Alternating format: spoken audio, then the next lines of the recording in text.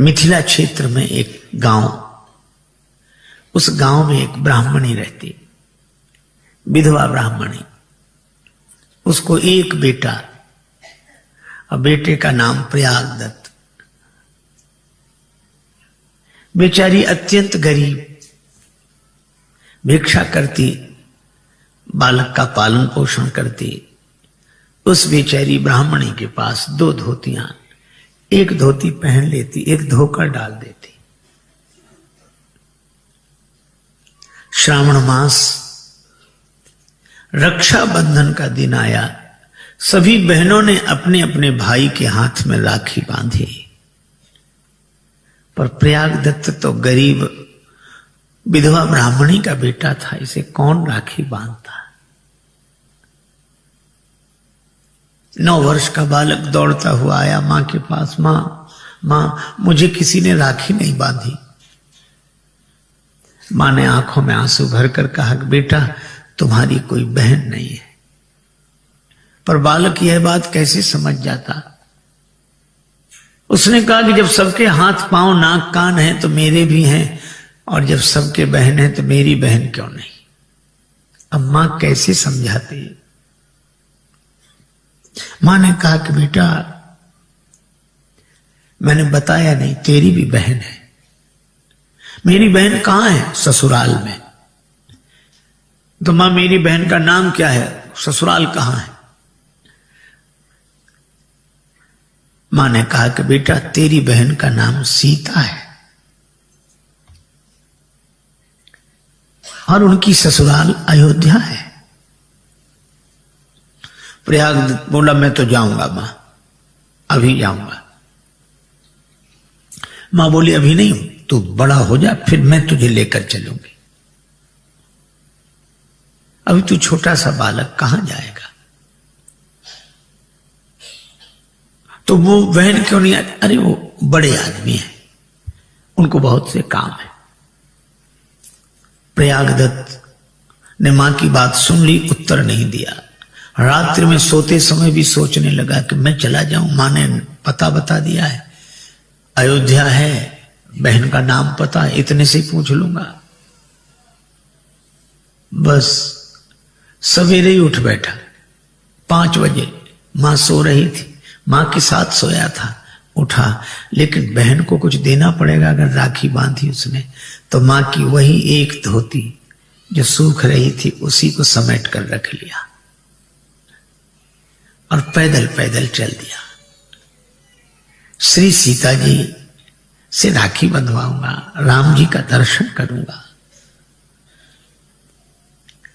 जब कोई भक्त भाव से इस तरह भगवान के प्रति समर्पित हो तो फिर भगवान भी भाववश्य हैं। प्रयागदत्त पैदल पैदल जा रहे थे। 9 वर्ष के बालक थोड़ी दूर चले, थक गए, एक वृक्ष के नीचे सो गए। सोए थे वृक्ष के नीचे, जागे तो अयोध्या में। और जो चारों ओर देखा, कौन सी नगरी है भाई? लोगों ने कहा अयोध्या। अच्छा अयोध्या आ गई, बहुत नजदीक है। मां बेकार कहती थी कि बहुत दूर है। अब दिन को 10 बजे से ही पूछने लगे सब जगह, भैया मेरी बहन का मकान कहां है? यहां मेरी बहन का नाम सीता है। लोग कहते कि अरे बहनों का नाम राम जी है। अरे तो ये कहो सीताराम तो भगवान है, उनका मंदिर है, वो ऐसे थोड़ी ही मिलते हैं कि तुम। नहीं, मैं भगवान की बात नहीं कर रहा, मैं तो अपनी बहन को ढूंढ रहा हूं। मकान कहां है? शाम तक कोई संतोषजनक उत्तर नहीं मिला। समझ गए मां इसीलिए नहीं आने दे रही थी। ये बहुत बड़े आदमी हैं, हम गरीब हैं। गरीबों से कौन मिलता है, कौन अपना रिश्ता जोड़ता है।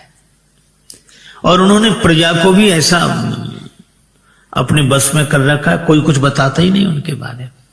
सवेरे लौट जाऊंगा। यही बड़बड़ाते जाते एक वृक्ष के नीचे बैठ गए। थोड़ी देर में नींद लग गई और सो गए।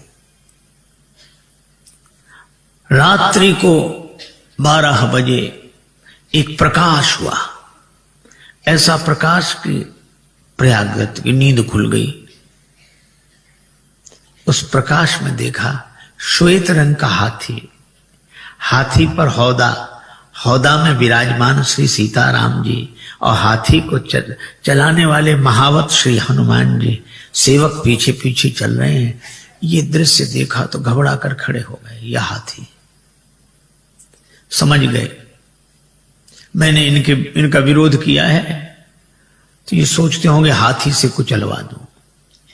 तो कांपते हुए खड़े थे, लेकिन यह क्या, हाथी तो उनके पास आकर बिठा दिया गया।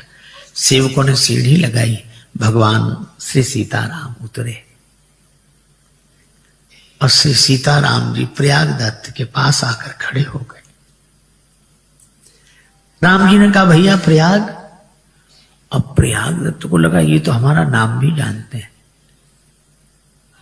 श्री जानकी जी की ओर इशारा करके श्री राम जी ने कहा भैया प्रयागदत्त, ये तुम्हारी बहन सीता है।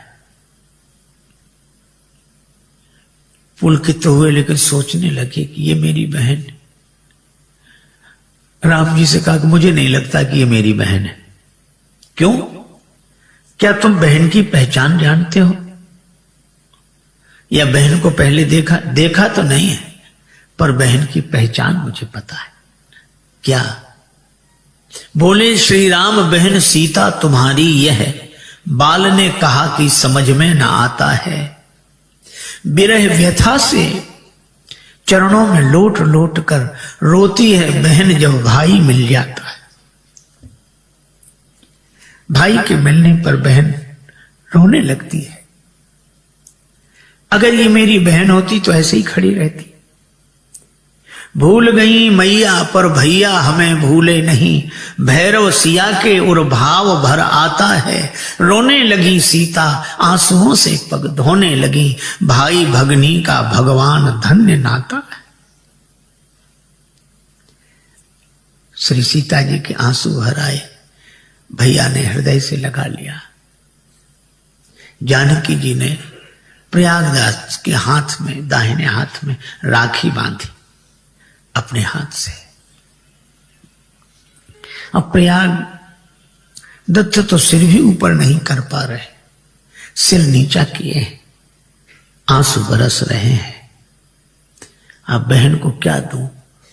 वो धोती जो लाए थे मां की, सिर नीचा करके वही धोती देते हुए बोले बहन हमारे पास तो यही है। श्री सीता जी ने कहा कि नहीं भैया, मेरी मां के पास 2 ही धोतियां हैं, एक तुम ले आए। मां से कहना कि उनके आशीर्वाद से कोई कमी नहीं, ये ले जाओ, वापस ले जाओ। प्रयागदास के पास धोती रख दी। प्रयागदास ऊपर देखने लगे, जानकी मैया ने हृदय से लगाया। फिर धीरे धीरे धीरे श्री सीताराम, राम जी को भी देखा। प्रयागदत्त ने प्रणाम किया। सीताराम जी धीरे धीरे हाथी पर जाकर विराजमान हुए। ये दृश्य विलीन हो गया, कुछ न दिखाई पड़े। अब तो प्रयागदत्त रोने लगे, भाव विह्वल दशा हो गई। सवेरे एक महात्मा निकले, उन्होंने प्रयागदास की जब यह दशा देखी, समझ गए कि इन पर कृपा हो गई है, श्री किशोरी जी की कृपा हुई है। अपने आश्रम ले आए। दोपहर को 2 देवियां आई स्वर्ण थाल में भोजन लेकर। 2 थाल थे। कहा हमारे यहां सत्यनारायण भगवान की कथा थी, ये प्रसाद पाओ। थाल वापस ले जाएंगे हम। कोई नहीं आया वापस लेने। महात्मा समझ गए कि श्री जानकी जी ने ही अपने भैया की पहुनाई की है। अब महात्मा बोले ये थाल तुम्हारे कारण आया है, तुम वापस ले जाओ। ये थाल तुम वापस ले जाओ। और प्रयागदास कहें कि मैं बहन का ये थाल लेकर जाऊंगा तो मां विरोध करेगी। आपके आश्रम में आया है, आप ही रखो। दोनों ने सलाह करके स्वर्ण के वे दोनों थाल वशिष्ठ कुंड में डाल दिए। और प्रयागदत्त सवेरे चले, भगवान की लीला मार्ग में सोए, जगते ही गांव पहुंच गए। मां का तो रो रो कर बुरा हाल था, बेटे को हृदय से लगाया। कहां गया था? बहन के पास। देख राखी बंधा के आया हूं। मां ने राखी देखी। प्रयागदास कह रहे थे कि दिन में तो कोई पता लगा नहीं। प्रयागदत्त बोले कोई पता नहीं लगा, बहुतों से पूछा, लोग कहते थे भगवान हैं और क्या, पर रात को आए थे, अकेले में आए और ठीक भी था। अब इतने बड़े आदमी सबके बीच में कैसे ये बतावें कि मैं उनका भाई हूं, क्योंकि मां बड़ा अंतर, पायन में पनही न इते, इधर पांव में जूता नहीं, पायन में पनही न इते, उत्भूषण की तन पे छवि छाजी, जाह विनीत लिखी अवनी, तेह की भगनी गजराज बिराजी। जिसके भाग्य में पैदल चलना लिखा, उसकी बहन हाथी पर बैठी। मान की बात नहीं मन में, चित में एक चोट लगी मुँह पांजी। क्या? प्रयागदत्त बोले बात कही बहनी दुई चार, पर बोले नहीं बहनोई मिजाजी। बहन ने तो दो चार बातें कही,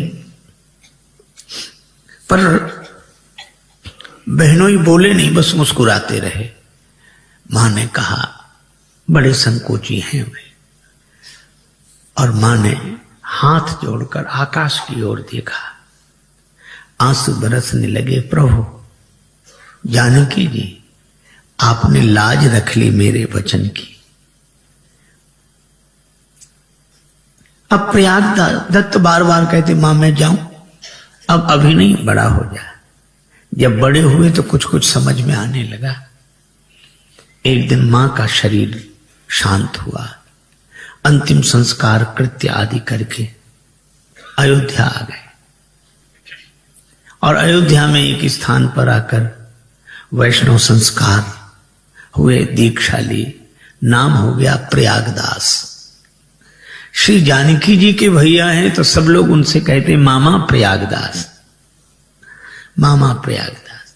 कथा में बैठते बड़े आनंद से कथा सुनते, किसी से लेना नहीं देना नहीं, और इसी भाव में डूबे रहते। एक दिन श्री राम वनवास की कथा सुन ली कि श्री सीता जी भी वन में गई, राम जी गए, लक्ष्मण जी गए। अब वह बैठे बैठे कहने लगे बताओ ऐसा भी कहीं होता है, झगड़ा किस घर में नहीं होता, पर थोड़े से झगड़े पर क्या घर छोड़ दो।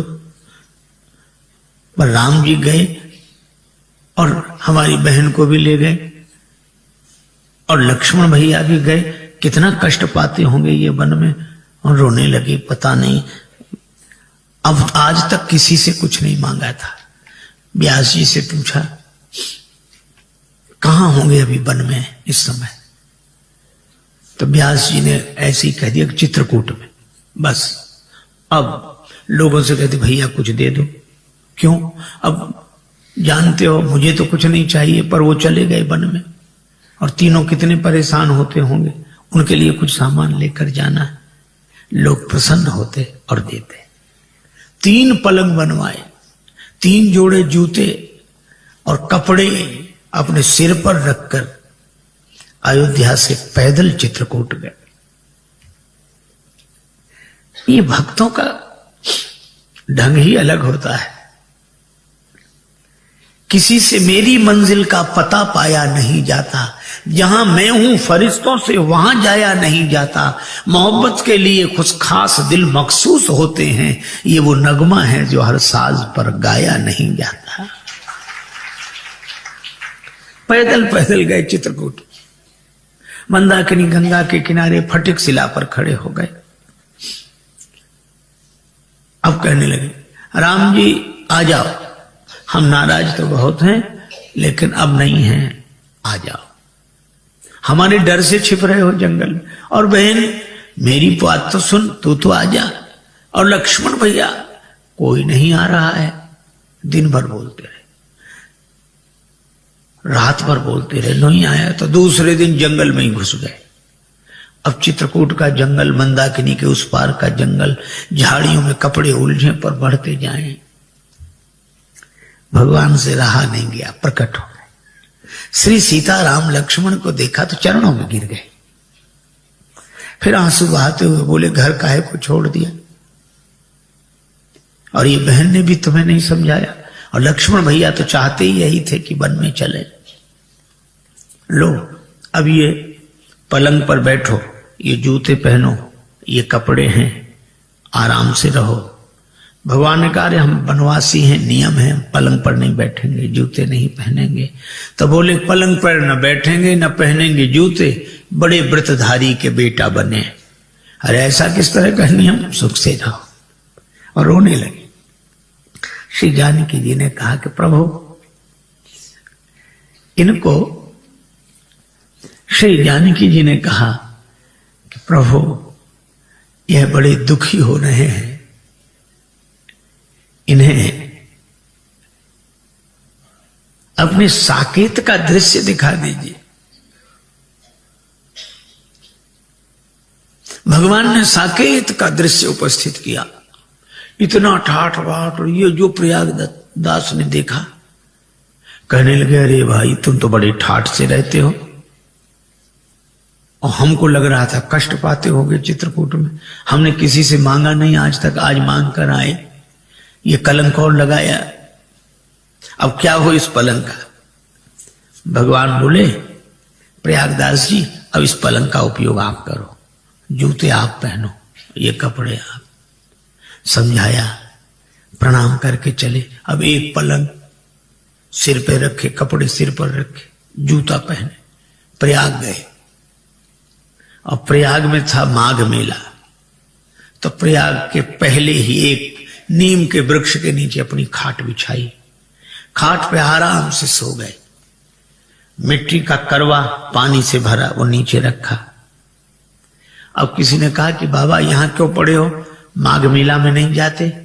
कहने लगे, मतवादी हैं वहां इकट्ठे, हम जाके करें क्या मेलों में, और प्रागदास श्री राम को लेकर पड़े रहेंगे ढेलों में, हम तो यही ठीक है।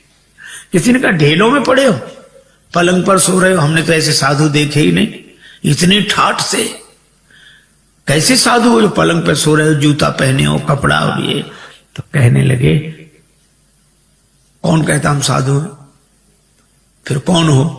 तो कहते, नीम के नीचे खाट बिछी है, नीम के नीचे खाट बिछी है, और खाट के नीचे करवा, और प्रागदास अलमस्ता सोवे, राम लला को सरवा।